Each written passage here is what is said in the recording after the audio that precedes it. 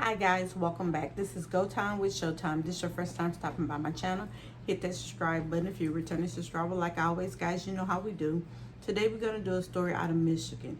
It is about this firefighter captain by the name of Ramon Alvarez. Now, what Ramon Alvarez did to his neighbors was disturbing, and it raises questions on why he did it. No one knows. But before I get started with this story, guys, we're going to roll the clip, and like always, we're going to come back and talk about it. I'll see you here in a sec. Fire captain who worked in Novi.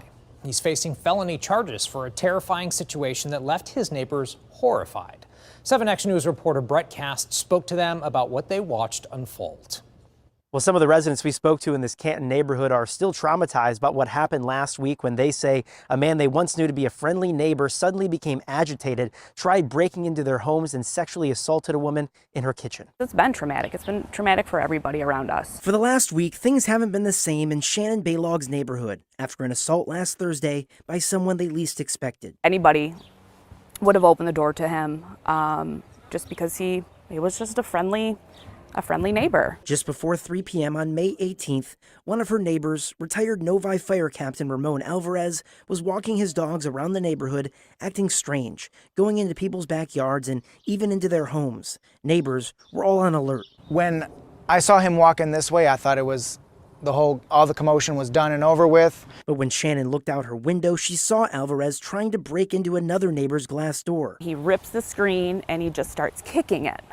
Kicking with all his force. Shannon called 911 and went outside, but when Alvarez saw her, he called her by name and ran after her. I start running and he starts chasing me. I get into my husband's right behind the door.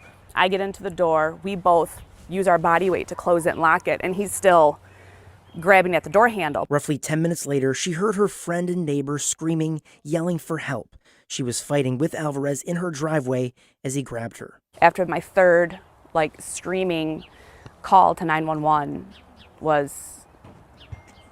I was desperate because I didn't know what to do. I just kept hearing her scream. According to the police report, Alvarez had forced his way into the woman's home, sexually assaulting her in the kitchen. He had ripped off parts of her clothing, but she managed to escape. When police got on scene, guns drawn, he pulled out a knife, stabbing himself in the ear. Officers tased him 3 times before finally getting him in handcuffs. Was it mental health? Was it drugs? Was it alcohol? We just don't know, and it's scary. It really is. It turns out Alvarez himself placed a strange 911 call roughly 20 minutes before Shannon's first call. A welfare check had been initiated, but by then it was too late.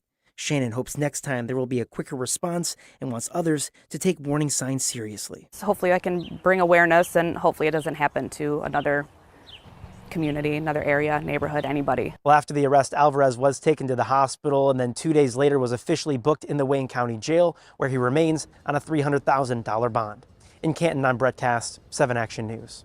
Hi guys, welcome back. You saw that video and it's sad and it's disturbing because here it is, a neighbor that everyone knew for a very long time. Now, Ramon Alvarez supposedly was a good neighbor. Everyone knew him. Everyone say they would open the door for him because that's how friendly he was of a person. Now that goes to show you never know who you stand on the side of. Your neighbors can be creeps for all you know.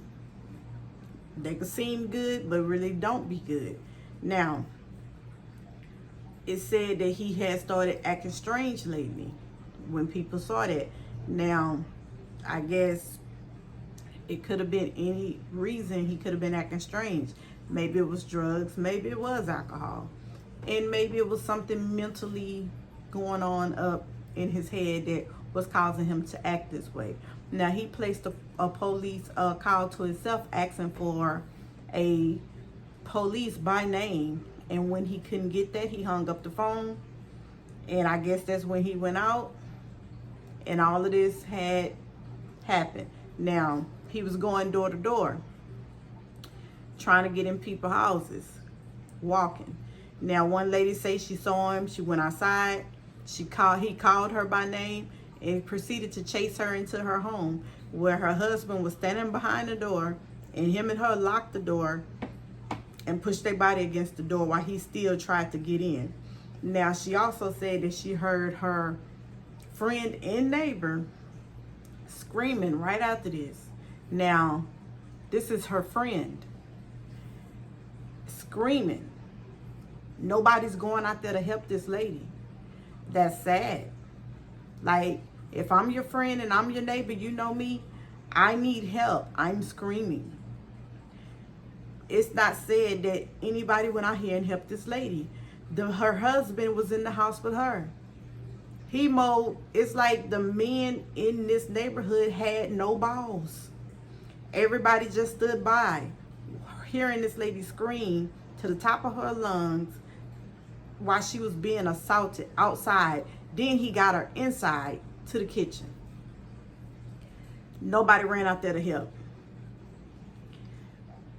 It goes to show that you can't count on people to help you do anything.